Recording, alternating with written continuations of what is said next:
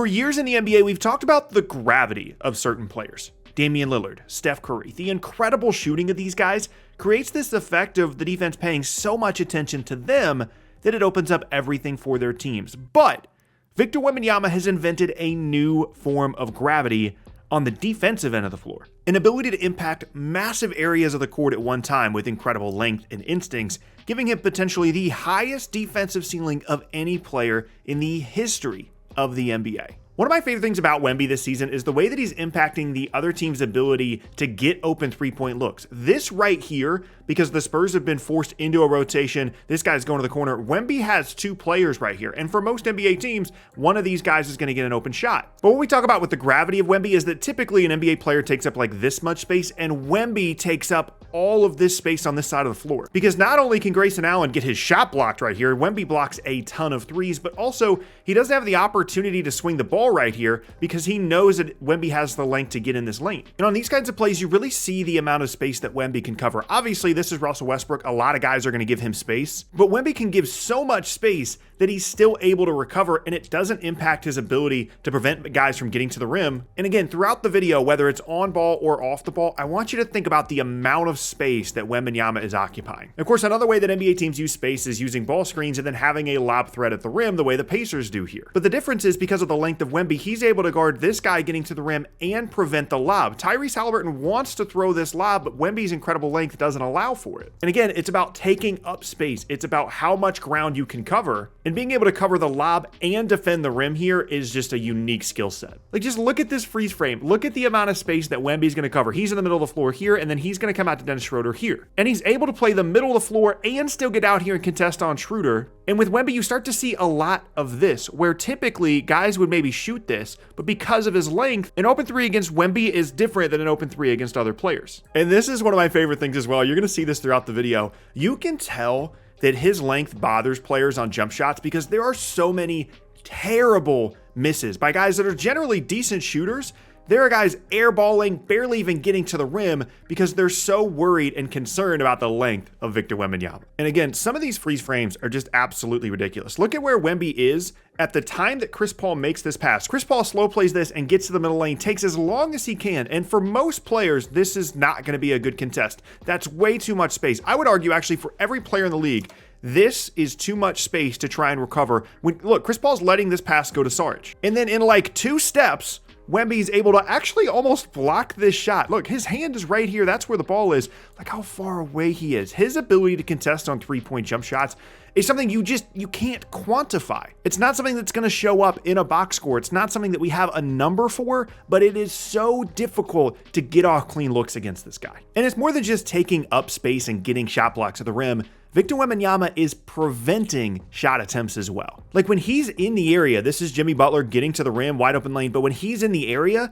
guys don't even want to attempt this shot. Against most guys, it's Jimmy Butler pump fake. We're going to try and get to the free throw line, maybe a little drop off here. But because of the gravity of Wemby, because of the bubble, because of the space around him that he can cover, Jimmy Butler decides that this is not a good shot attempt and it leads to a turnover and a run out. Now here's Wemby over here. He's going to give a little bit of help on the drive and then he's going to get back out to three-point shooter. And you can just tell that a lot of these players are just not used to the physical challenges that he presents. Like Schroeder sees that this is an open man in the corner. This is an easy pass. OG's going to get an open look here, right?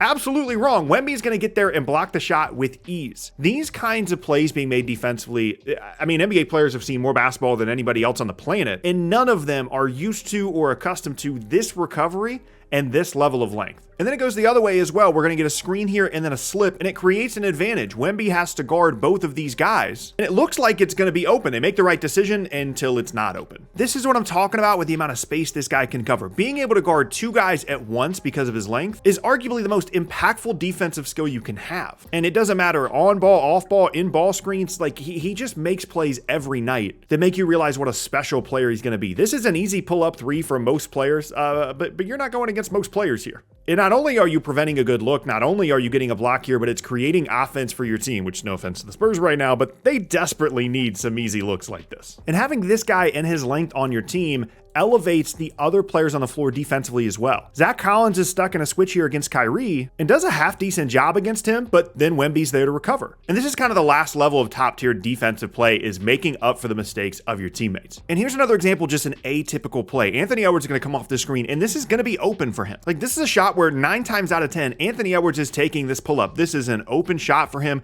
Wemby's backing off. Gobert sets a good screen. This is enough space against everybody except for this guy. And again, this is what we talked about earlier with preventing good shot attempts. It's not just about blocking shots, it's about preventing guys from taking shots that they normally would, and thus just making them that much more uncomfortable. It's not like this is a bad decision by Anthony Edwards. He just knows that if he pulls this, we've seen it already in this video, it's probably getting blocked. And this right here might be the most egregious clip of the entire video. This is Wemby right here. And as we run the play, look at how he plays James Harden.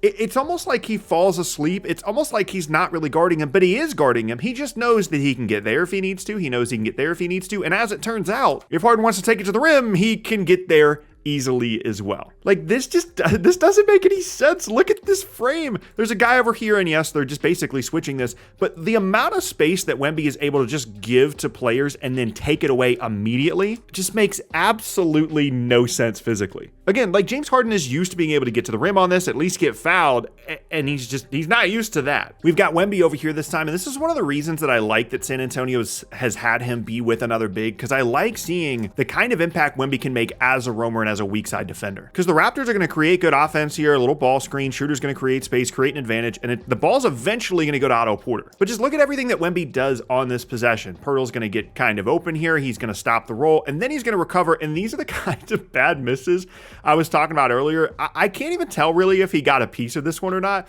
but you don't really see NBA players miss this badly most of the time. And again, it's because of that space that he takes up and his ability to close out in his length. When I watch Wemby, it's so funny to me how often these players make the correct decision. Like, Reggie Jackson reads this right. He gets to the baseline, Wemby stays too far to Jokic, and this should be an open layup on the opposite side of the rim. Reggie Jackson reads this correctly against almost every other player in the league. This is a bucket, but because it's Wemby, he's able to recover. And again, the amount of space that he covers is just unbelievable. It's hard to even fathom how to process his length. And on this one, I want you to just watch how much ground Victor Wembanyama covers. He's got Kawhi here. Harden's going to set a small pick and roll here. Wemby's going to stick with Kawhi, and then just watch the rest of the play. He's able to stay with Kawhi. He's able to contest, force a kick out, close out on Russell Westbrook, stay with him on the drive, and block the shot at the rim. This is one of the best defensive sequences of the entire season. Look at how hard he closes out on Westbrook, and he still has the body control to get back to him. Like, he shouldn't be able to contest that, stand here, immediately read that they're going to swing this ball to Russ, sprint over there. The amount of speed that he has getting to Russ on this closeout, and then the fact that he's still able to recover and get a block at the rim. This is just ludicrous. This should not be humanly possible. You should be able to be this big and move this well and make this play. And this is just another example of one of those bad misses I was talking about earlier. How many times have we seen Chris Paul knock down mid-range jumpers, fading away, weird angles in the ball screen action?